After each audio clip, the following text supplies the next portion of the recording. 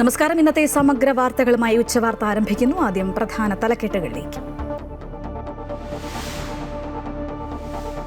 തൃശൂർ മുണ്ടത്തിക്കോട് വെടിക്കെട്ടുപുരയിലെ സ്ഫോടനത്തിൽ ജുഡീഷ്യൽ അന്വേഷണം. Justice CN Ramachandran Nair അധ്യക്ഷനായ കമ്മീഷൻ അന്വേഷിക്കും.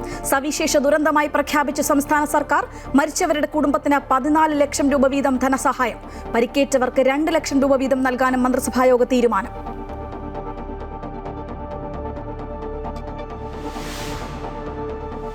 അപകടത്തിൽപ്പെട്ടത് എത്ര പേരെന്നതിൽ കൃത്യമായ കണക്കില്ല എന്ന് മന്ത്രി കെ രാജൻ. തിരിച്ചറിയാൻ കഴിയാത്തവരുടെ DNA പരിശോധന വേഗത്തിലാക്കും. ദുരന്തത്തിൽ മരിച്ചത് 13 പേർ. 5 പേരുടെ നില ഗുരുതരം. കൂടുതൽ ശരീരഭാഗങ്ങൾ കണ്ടെത്തി. ഫോറൻസിക് സംഘവും ബോംബ് സ്ക്വാഡും പരിശോധന നടത്തുന്നു.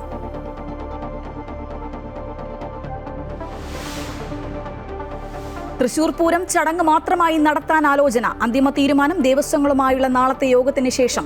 സർക്കാർ ഏകപക്ഷീയമായി തീരുമാനമെടുക്കില്ല എന്ന് മന്ത്രി VN വാസവൻ. ഇത്തവണ വെടിക്കെട്ടിനില്ല എന്ന് തിരുവമ്പാടി ദേവസ്വം.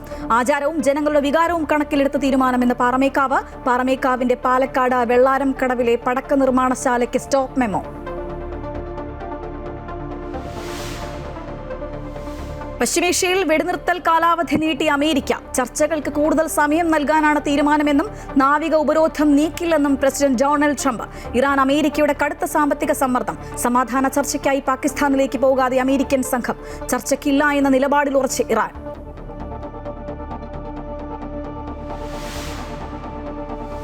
ഭീകരതയ്ക്ക് മുന്നിൽ ഇന്ത്യ തലകുനിക്കില്ല എന്ന് പ്രധാനമന്ത്രി നരേന്ദ്രമോദി.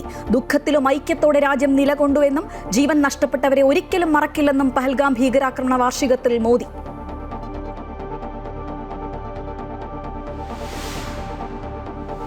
കോൺഗ്രസ് അധ്യക്ഷൻ മല്ലികാർജ്ജുൻ ഖാർഗെക്കെതിരെ തെരഞ്ഞെടുപ്പ് കമ്മീഷന് പരാതി നൽകി BJP. പ്രധാനമന്ത്രി നരേന്ദ്രമോദിയെ തീവ്രവാദിയെന്ന് വിളിച്ചെന്ന പരാതി. ഖാർഗെ രാജ്യത്തെ 140 കോടി ജനങ്ങളെയും ജനാധിപത്യത്തെയും അവഹേളിച്ചുവെന്ന് BJP.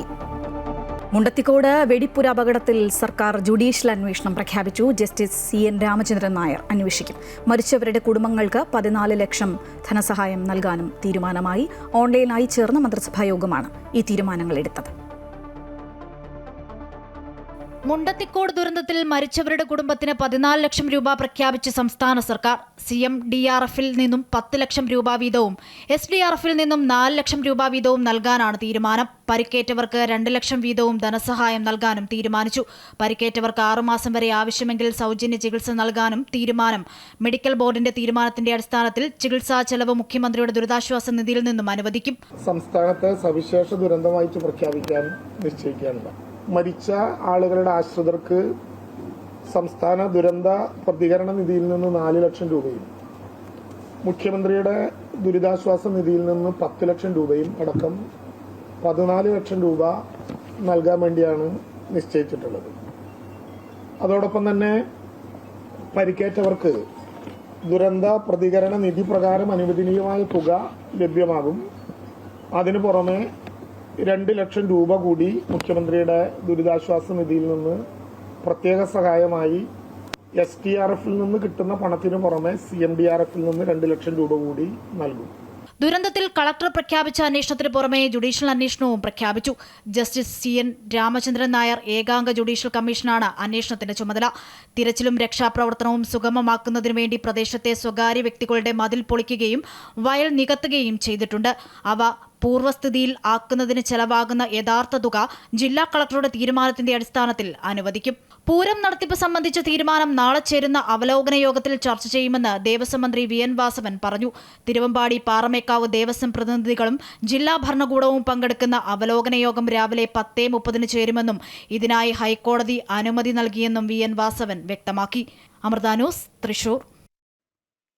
മുണ്ടത്തിക്കോട് വെടിക്കെട്ടുപുരയിലെ സ്ഫോടനത്തിന്റെ കാരണം കണ്ടെത്താൻ അപകട സ്ഥലത്ത് ഫോറൻസിക് പരിശോധന നടത്തുകയാണ്. മൃതദേഹ ഭാഗങ്ങൾക്കായി തെരച്ചിലും തുടരുകയാണ്. കെടാവർ നായ്ക്കളെ അടക്കം സ്ഥലത്തെത്തിച്ചാണ് പരിശോധന നടത്തുന്നത്. കൂടുതൽ ശരീരഭാഗങ്ങൾ കണ്ടെത്തി. കൂടുതൽ വിവരങ്ങളുമായി ഹരീഷ് നാരായണൻ ചേരുകയാണ്. ഹരീഷ്, ദുരന്തത്തിന്റെ കാരണം കണ്ടെത്തേണ്ടതായിട്ടുണ്ട്, ദുരന്തത്തിന്റെ വ്യാപ്തി കണ്ടെത്തേണ്ടതായിട്ടുണ്ട്, എത്ര പേർ മരിച്ചു എന്ന് കണ്ടെത്തണം, ഒപ്പം തന്നെ ഈ മരിച്ച മൃതദേഹങ്ങളൊക്കെ തിരിച്ചറിയേണ്ടതായിട്ടുണ്ട്. അങ്ങനെ ഒരുപാട് കാര്യങ്ങളുണ്ട്. ഇതിനായി പരിശോധനകൾ നടക്കുകയാണ്. ഇന്ന് തന്നെ പരിശോധനകൾ പൂർത്തിയാക്കാൻ തന്നെയല്ലേ ഒരു തീരുമാനമായിട്ടുള്ളത്?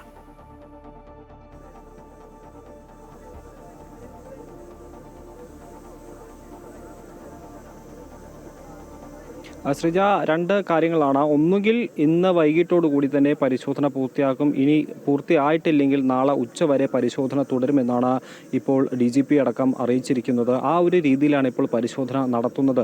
അതായത് ഈ നേരത്തെ എത്തിപ്പെടാൻ പറ്റാത്ത ഭാഗങ്ങളുണ്ട്. അതായത് അവിടെ ഈ തീ ഉണ്ടായിരുന്ന സ്ഥലം, അതുപോലെ തന്നെ ഈ വെടിക്കോപ്പുകൾ ഉണ്ടായിരുന്ന പ്രദേശങ്ങളുണ്ട്. അങ്ങോട്ടേക്ക് എത്തിപ്പെടാൻ പറ്റാത്ത ഒരു സ്ഥിതിയായിരുന്നു കഴിഞ്ഞ ദിവസം വരെ. ആ ഒരു പ്രദേശത്തേക്കടക്കം ഇന്ന് എത്തിയുള്ള ഒരു പരിശോധനയാണ് ഇപ്പോൾ ഈ ഒരു സംഘം നടത്തിക്കൊണ്ടിരിക്കുന്നത്. മാത്രമല്ല, എനിക്ക് പുറകിൽ കാണുന്ന ഈ ഒരു പാടത്തു നിന്നാണ് ഇന്ന് രാവിലെ ഈ ബോഡി റിമൈൻസ്, ഈ ബോഡി പാർട്സ് ലഭിച്ചത്. ആ ഒരു പ്രദേശത്ത് കഴിഞ്ഞ ദിവസവും ഈ സ്ഫോടനം നടന്ന സമയത്തും ഈ ഒരു പ്രദേശത്ത് നിന്ന് അത്തരത്തിലുള്ള ശരീരഭാഗങ്ങൾ ലഭിച്ചിരുന്നു.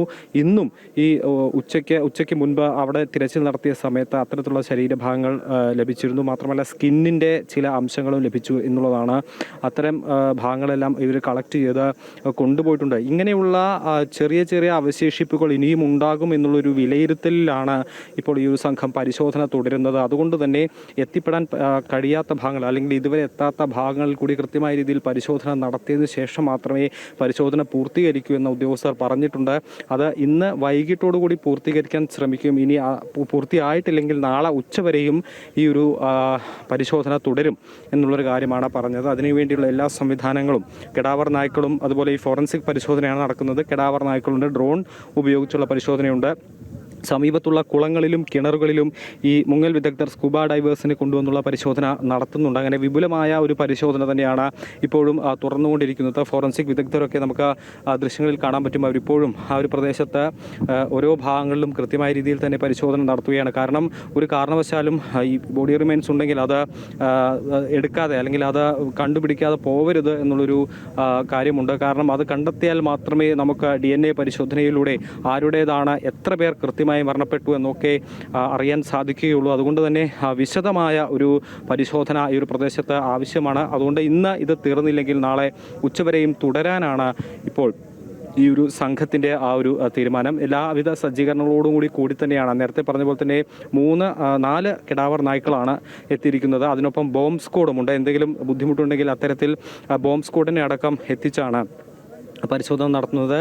നേരത്തെ DGP അടക്കം വന്ന് പറഞ്ഞ ഒരു കാര്യമുണ്ട്. ഇതിനെ ഒരു സ്പെഷ്യൽ ഇൻവെസ്റ്റിഗേഷൻ ടീമിനെ എന്തായാലും ഇതിന് വേണ്ടി നിയോഗിക്കുമെന്നുള്ളൊരു കാര്യമാണ് പറഞ്ഞത്. അതായത് 18 പേരടങ്ങുന്ന ഒരു സ്പെഷ്യൽ ഇൻവെസ്റ്റിഗേഷൻ ടീമിനെ നിയമിക്കും എന്നുള്ളൊരു കാര്യം കൂടി അവർ പറഞ്ഞിട്ടുണ്ട്. അത്തരത്തിൽ എന്തെങ്കിലും ദുരൂഹത ഈ ഒരു സംഭവവുമായി ബന്ധപ്പെട്ടുണ്ടെങ്കിൽ അത് തീർച്ചയായും അന്വേഷിക്കുമെന്നുള്ളൊരു കാര്യം കൂടി പറയുന്നു. മാത്രമല്ല, ഇത് എങ്ങനെയാണ് സംഭവിച്ചതെന്ന് ഇതുവരെയും കണ്ടെത്താനാവാത്ത സാഹചര്യത്തിൽ വലിയ രീതിയിലുള്ളൊരു അന്വേഷണം ഇതുമായി ബന്ധപ്പെട്ട് വേണം എന്നുള്ളൊരു കാര്യം കൂടിയുണ്ട്.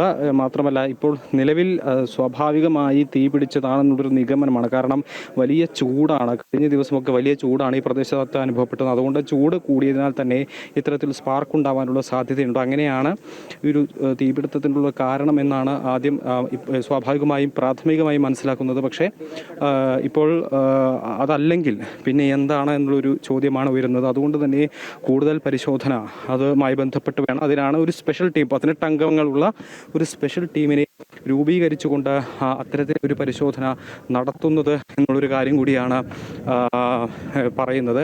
എന്തായാലും പരിശോധന ഇപ്പോഴും തുടർന്നുകൊണ്ടിരിക്കുന്ന ഒരു കാഴ്ചയാണ് കാണുന്നത്. എന്തായാലും അല്പ സമയത്തിനകം തന്നെ കുറച്ചുകൂടി സേന ഇങ്ങോട്ടേക്ക് എത്തും. കാരണം ഇപ്പോൾ ഉച്ച സമയമാണ്. ഇനി വൈകിട്ടും ഇത്തരത്തിൽ പരിശോധന നടത്തേണ്ടതുകൊണ്ട് കൂടുതൽ സേനയെ എത്തിച്ചുകൊണ്ട് വൈകിട്ടും പരിശോധന തുടരും എന്ന് തന്നെയാണ് ഇപ്പോൾ.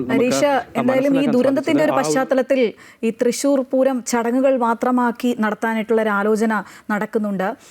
2 ദേവസ്വവും അതിന് സമ്മതിക്കുന്നുണ്ട്. സർക്കാരിൻ്റെ തീരുമാനം എന്തായാലും അംഗീകരിക്കുമെന്ന് അവർ പറയുന്നു. തിരിച്ച് സർക്കാരും പറയുന്ന അതാണ്, ദേവസ്വങ്ങളുടെ തീരുമാനം ഇവർ കണക്കാക്കും, അത് അംഗീകരിക്കുമെന്നുള്ളത് സർക്കാരും പറയുന്നുണ്ട്. എന്തായാലും നാളെ തിരുവമ്പാടി പാറമേക്കാവ് ദേവസ്വങ്ങളുടെയും ഘടകക്ഷേത്രങ്ങളുടെയും ഒക്കെ ഒരു യോഗം നടക്കുന്നുണ്ട്. അപ്പോൾ നമുക്കൊരു അന്തിമ തീരുമാനം അറിയാൻ സാധിക്കുമല്ലേ?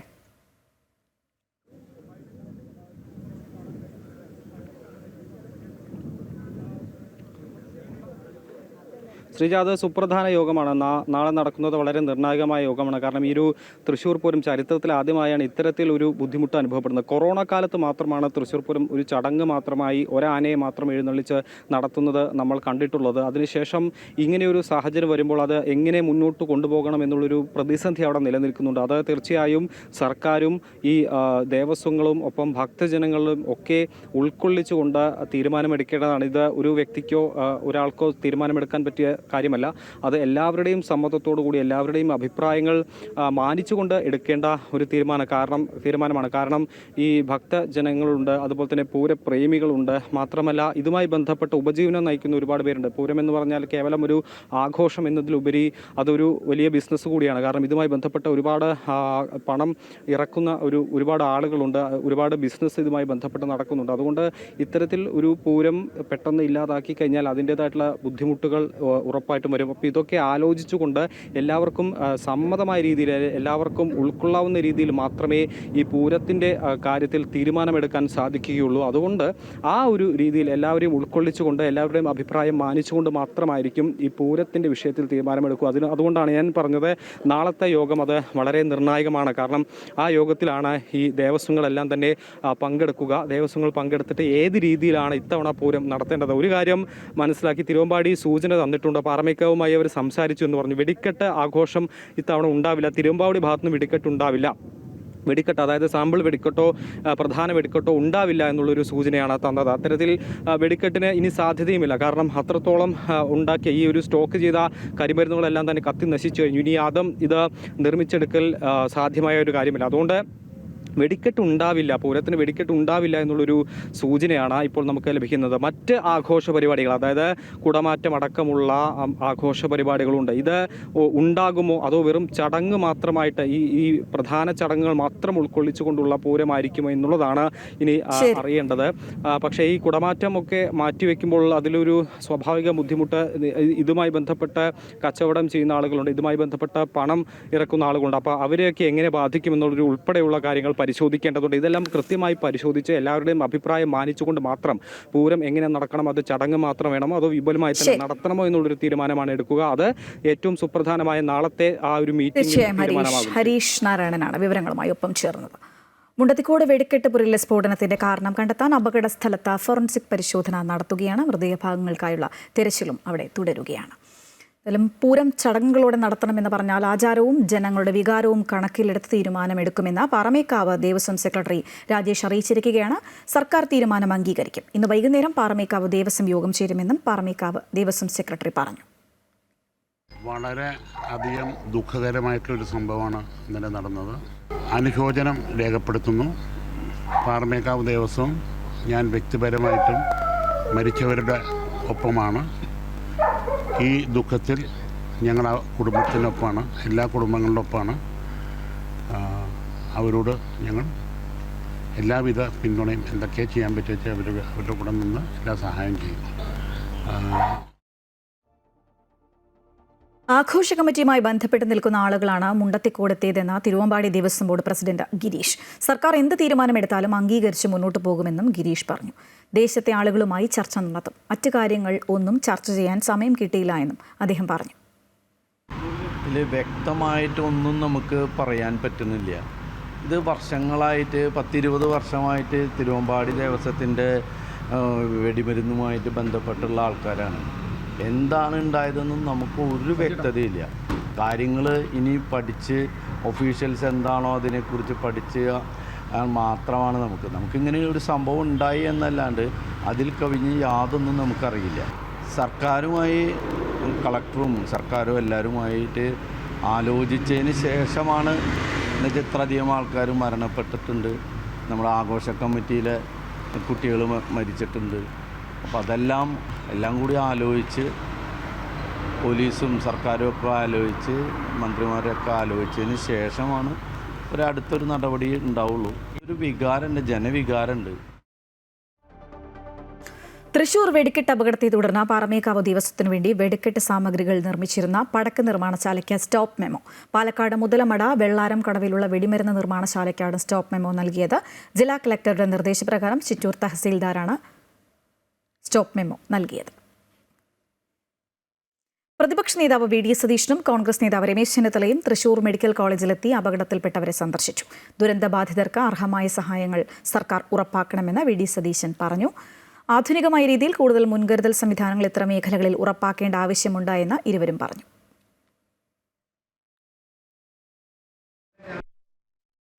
വളരെ സാധാരണക്കാരായ മനുഷ്യരാണ് ഈ ജോലിക്ക് വരുന്നത്.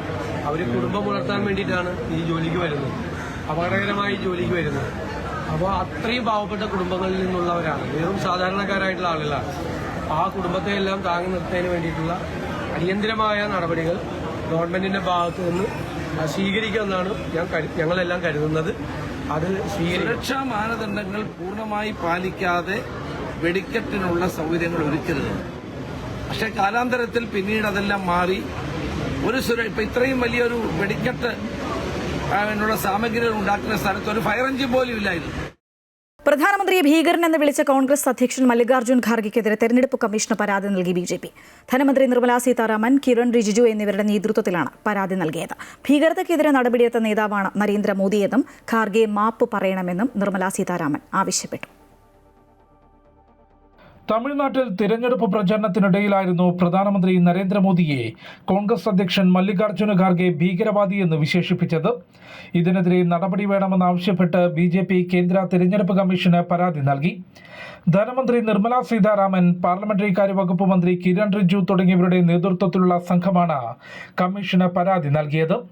രാജ്യസഭയിൽ പ്രതിപക്ഷ നേതാവ് കൂടിയായ മല്ലികാർജ്ജുന ഖാർഗെ പ്രധാനമന്ത്രിയെ മോശം ഭാഷയിൽ അഭിസംബോധന ചെയ്തത് അപലപനീയമാണെന്ന് നിർമ്മലാ സീതാരാമൻ പറഞ്ഞു. ഭീകരർക്കെതിരെ ഒരു നടപടിയും സ്വീകരിക്കാത്ത കോൺഗ്രസ് നേതൃത്വത്തിലുള്ള UPA സർക്കാരിൽ നിന്ന് വ്യത്യസ്തമായി ഭീകരതയ്ക്കെതിരെ വിട്ടുവീഴ്ചയില്ലാത്ത നടപടി സ്വീകരിച്ച നേതാവാണ് പ്രധാനമന്ത്രി നരേന്ദ്രമോദി. പ്രധാനമന്ത്രിക്കെതിരെ കോൺഗ്രസ് തുടർച്ചയായി മോശം വാക്കുകൾ ഉപയോഗിക്കുന്നുണ്ടെന്നും തിരഞ്ഞെടുപ്പ് കമ്മീഷൻ കർശന നടപടിയെടുക്കുമെന്നാണ് പ്രതീക്ഷയെന്നും നിർമ്മലാ സീതാരാമൻ പറഞ്ഞു. The president of the Congress party and the leader of the opposition in Rajya Sabha has spoken in such condemnable words, and not just anywhere, not sitting with his friends. He went choosing an election-bound state, sitting there, addressing the media, and in that chose to call the Prime Minister a terrorist. It has been a pattern in the Congress party that they use chosen abusive language against the Prime Minister. And they repeatedly use it. There's no change or correction in their course. They've not changed their approach. A country where its Prime Minister has repeatedly said zero tolerance for terror. We will take every action, as opposed to the way in which Congress-led UPA acted on terrorists. They did all kinds of compromises. They didn't take any action. Whereas you find a Prime Minister who has taken sternest position and made sure terrorism is not given any inch of a space in this country. And here is the Congress party president calling him a terrorist. Outrageous. Edappadi പളനിസ്വാമിക്ക് എങ്ങനെ മോദിയുമായി ചേരാൻ സാധിക്കുമെന്നും അദ്ദേഹം ഒരു ഭീകരവാദിയാണ് എന്നുമായിരുന്നു മല്ലികാർജ്ജുന ഖാർഗെയുടെ വാക്കുകൾ. സംഭവം വിവാദമായതോടെ പ്രതിപക്ഷ പാർട്ടികളെയും ജനങ്ങളെയും ഭയപ്പെടുത്തുന്ന നേതാവെന്ന് പറയാനാണ് താൻ ശ്രമിച്ചതെന്ന് മല്ലികാർജ്ജുന ഖാർഗെ വിശദീകരിച്ചു. അമൃത ന്യൂസ്, ന്യൂഡൽഹി. ഇറാനുമായുള്ള വെടിനിർത്തൽ കാലാവധി നീട്ടിയതായി അമേരിക്കൻ പ്രസിഡന്റ് ഡൊണാൾഡ് ട്രംപ്. ചർച്ചകൾക്ക് കൂടുതൽ സമയം നൽകാനാണ് തന്റെ തീരുമാനമെന്നും നാവിക ഉപരോധം നീക്കില്ലെന്നും ട്രംപ് വ്യക്തമാക്കി. അതേസമയം ഇത് യുദ്ധപ്രഖ്യാപനമാണെന്നും വെടിനിർത്തൽ കരാറിലെ ലംഘനമാണെന്നുമാണ് ഇറാൻ വിദേശകാര്യമന്ത്രി പ്രതികരിച്ചത്. വെടിനിർത്തൽ കരാർ അവസാനിക്കാൻ മണിക്കൂറുകൾ ശേഷിക്കെയാണ് 2 ആഴ്ച കൂടി കരാർ നീട്ടിയതായുള്ള പ്രഖ്യാപനം ട്രംപ് നടത്തിയത്. ഇറാന്റെ ഭരണകൂടത്തിൽ ഭിന്നതകൾ നിലനിൽക്കുന്നതിനാൽ ചർച്ചകൾക്ക് കൂടുതൽ സമയം നൽകുന്നതിനായി വെടിനിർത്തൽ നീട്ടുകയാണെന്നും എന്നാൽ രാജ്യത്തിന്റെ തുറമുഖങ്ങളിൽ US നാവിക ഉപരോധം തുടരുമെന്നും ട്രംപ് അറിയിച്ചു. അമേരിക്കയുമായും ഇസ്രായേലുമായുമുള്ള യുദ്ധം അവസാനിപ്പിക്കാൻ ഇറാന്റെ നേതാക്കളും പ്രതിനിധികളും ഒരു ഏകീകൃത നിർദ്ദേശം സമർപ്പിക്കുന്നതുവരെ വെടിനിർത്തൽ തുടരും. എന്നാൽ ഇതൊരു യുദ്ധപ്രഖ്യാപനമാണെന്നും വെടിനിർത്തൽ കരാറിന്റെ ലംഘനമാണെന്നുമാണ് ഇറാന്റെ വിദേശകാര്യമന്ത്രി അബ്ബാസ് അരാഗ്ചി പ്രതികരിച്ചത്. പാകിസ്ഥാൻ പ്രധാനമന്ത്രി ഷെഹബാസ് ഷെരീഫ്, ഫീൽഡ് മാർഷൽ അസീം മുനീർ എന്നിവരുടെ അഭ്യർത്ഥന മാനിച്ചാണ് ആക്രമണം നീട്ടിവെക്കാൻ തീരുമാനിച്ചതെന്ന് ട്രംപ് വ്യക്തമാക്കി. അതേസമയം സമാധാന ചർച്ചകൾക്കായി ഇസ്ലാമാബാദിലേക്ക് പുറപ്പെടാനിരുന്ന US വൈസ് പ്രസിഡന്റ് JD വാൻസിന്റെ യാത്ര റദ്ദാക്കി. ചർച്ചയിൽ പങ്കെടുക്കുന്ന കാര്യത്തിൽ ഇറാൻ ഇതുവരെ അന്തിമ തീരുമാനമെടുത്തിട്ടില്ല. സമാധാന ശ്രമങ്ങൾ ഒരു ഭാഗത്ത് നടക്കുമ്പോഴും ഇറാന് മേൽ കടുത്ത സാമ്പത്തിക സമ്മർദ്ദം ചെലുത്താനാണ് അമേരിക്കയുടെ നീക്കം. ഇറാൻ, തുർക്കി, UAE എന്നിവിടങ്ങളിലെ 14 വ്യക്തികൾക്കും സ്ഥാപനങ്ങൾക്കും വിമാനങ്ങൾക്കുമെതിരെ US ട്രഷറി വകുപ്പ് ഉപരോധം ഏർപ്പെടുത്തി. ആയുധങ്ങളും ഡ്രോൺ ഭാഗങ്ങളും കടത്തുന്നതിൽ ഇവർക്ക് പങ്കുണ്ടെന്നാണ് ആരോപണം. ഓപ്പറേഷൻ എപ്പിക് ഫ്യൂറി എന്ന സൈനിക നീക്കത്തിലൂടെ തകർന്ന ഇറാന്റെ മിസൈൽ ഡ്രോൺ നിർമ്മാണ ശേഷി വീണ്ടെടുക്കുന്നത് തടയുക എന്നതാണ് ഇതിലൂടെ അമേരിക്ക ലക്ഷ്യമിടുന്നത്. ഇറാനെ ആഗോള സാമ്പത്തിക വിപണിയിൽ നിന്ന് ഒറ്റപ്പെടുത്തുന്നതിലൂടെ തങ്ങൾക്ക് അനുകൂലമായ ഒരു കരാറിൽ അവരെ എത്തിക്കുക എന്നതാണ് ട്രംപ് ഭരണകൂടം ലക്ഷ്യമിടുന്നത്. International desk, Amrita TV. Pahalgam ഭീകരാക്രമണത്തിൽ ജീവൻ നഷ്ടപ്പെട്ടവരെ ഒരിക്കലും മറക്കില്ല എന്ന് പ്രധാനമന്ത്രി നരേന്ദ്രമോദി. ദുഃഖത്തിലും ഐക്യത്തോടെ രാജ്യം നിലകൊള്ളും. ഒരു തരത്തിലുള്ള ഭീകരവാദത്തോടും രാജ്യം തലകുനിക്കില്ലെന്ന് പ്രധാനമന്ത്രി പറഞ്ഞു. പ്രതിരോധ മന്ത്രി രാജ്നാഥ് സിംഗും ദുഃഖം രേഖപ്പെടുത്തി. രാജ്യം നടുങ്ങിയ പെഹൽഗാം ഭീകരാക്രമണം നടന്നിട്ട് ഇന്ന് 1 വർഷം. ഭീകരാക്രമണത്തിന്റെ 1ാം വാർഷികത്തിൽ ആക്രമണത്തിൽ ജീവൻ നഷ്ടപ്പെട്ടവർക്ക് ആദരാഞ്ജലികൾ അർപ്പിച്ച് പ്രധാനമന്ത്രി നരേന്ദ്രമോദി. ഭീകരവാദത്തിനു മുന്നിൽ രാജ്യം ഒരിക്കലും തലകുനിക്കില്ലെന്നും ഭീകരരുടെ ഹീനമായ ലക്ഷ്യങ്ങൾ ഒരിക്കലും വിജയിക്കില്ലെന്നും അദ്ദേഹം എക്സിലൂടെ വ്യക്തമാക്കി. ജീവൻ നഷ്ടപ്പെട്ടവരെ ഒരിക്കലും മറക്കില്ലെന്ന് പറഞ്ഞ പ്രധാനമന്ത്രി ദുഃഖത്തിലും ഐക്യത്തോടെ രാജ്യം നിലകൊള്ളുമെന്നും വ്യക്തമാക്കി. ഭീകരവാദത്തെ തുരത്താനുള്ള ഇന്ത്യയുടെ നിശ്ചയദാർഢ്യം കൂടുതൽ ശക്തമാണെന്നും പ്രധാനമന്ത്രി. ഭീകരാക്രമണത്തിന്റെ 1ാം വാർഷികത്തിൽ പ്രതിരോധ മന്ത്രി രാജ്നാഥ് സിംഗും ദുഃഖം രേഖപ്പെടുത്തി. രാജ്യത്തെ ജനങ്ങളെ ദ്രോഹിക്കാൻ ഏതെങ്കിലും തരത്തിലുള്ള ശ്രമമുണ്ടായാൽ രാജ്യം ശക്തിയോടുകൂടി അതിന് മറുപടി നൽകുമെന്നും അദ്ദേഹം പറഞ്ഞു. രാജ്യം നടുങ്ങിയ പഹൽഗാം ഭീകരാക്രമണം നടന്നിട്ട് ഇന്ന് 1 വർഷമായി. 26 നിരപരാധികളുടെ ജീവനാണ് നഷ്ടമായത്. കർശന സുരക്ഷാ ക്രമീകരണങ്ങളാണ് ആക്രമണം നടന്ന ബൈസരൻ വാലിയിൽ ഒരുക്കിയിരിക്കുന്നത്. പഹൽഗാമിനൊപ്പം കശ്മീരിൽ സഞ്ചാരികൾ കൂടുതലായി എത്തുന്ന മേഖലകളെല്ലാം ഇന്ന് സുരക്ഷാ സേനകളുടെ കർശന നിരീക്ഷണത്തിലാണ്. പഹൽഗാം ഇപ്പോഴും പഴയ നിലയിലേക്ക് മടങ്ങിയിട്ടില്ലെങ്കിലും ആക്രമണമുണ്ടായ ബൈസുരൻ വാലി പുൽമേടുകളിൽ ഉൾപ്പെടെ നിരവധി വിനോദസഞ്ചാരികൾ എത്തുന്നുണ്ട്. മേഖലയിലെ ഓരോ പോയിന്റുകളിലും സൈനിക ചെക്ക് പോസ്റ്റുകളിലും വിശദമായ പരിശോധനയുമുണ്ട്. സുരക്ഷാ ക്രമീകരണങ്ങളുടെ ഭാഗമായി QR കോഡ് സംവിധാനവും ഏർപ്പെടുത്തിയിട്ടുണ്ട്. News desk, Amrita news. BDS വിദ്യാർത്ഥി നിതിൻ രാജിന്റെ മരണത്തിൽ പ്രതിചേർക്കപ്പെട്ട 2 അധ്യാപകർ നൽകിയ മുൻകൂർ ജാമ്യാപേക്ഷ വാദം കേൾക്കാനായി നാളത്തേക്ക് മാറ്റി. ഡോക്ടർ റാമും ഡോക്ടർ സംഗീതയും നൽകിയ മുൻകൂർ ജാമ്യാപേക്ഷയിൽ തലശ്ശേരി സെഷൻസ് കോടതി നാളെ വിശദമായി വാദം കേൾക്കും. നിതിന്റെ കുടുംബം കേസിൽ കക്ഷി ചേർന്നതോടെ അവരുടെ ഭാഗം കൂടി കേൾക്കാനാണ് അപേക്ഷ പരിഗണിക്കുന്നത് നാളത്തേക്ക് മാറ്റിയത്. കോടതിയിൽ നിതിന്റെ പിതാവ് LY രാജനും സഹോദരി ഭർത്താവ് അശോക് കുമാറും ഇന്ന് ഹാജരായി. അതിനിടെ നിതിന്റെ മരണത്തിൽ യഥാർത്ഥ പ്രതികളെ അറസ്റ്റ് ചെയ്യണമെന്നാവശ്യപ്പെട്ട് കോളേജിലേക്ക് യൂത്ത് കോൺഗ്രസ് മാർച്ച് നടത്തി. ബാരിക്കേഡ് മറിച്ചിടാൻ ശ്രമിച്ചതിനെ തുടർന്ന് പ്രവർത്തകരും പോലീസും തമ്മിൽ ഉന്തും തള്ളുമുണ്ടായി.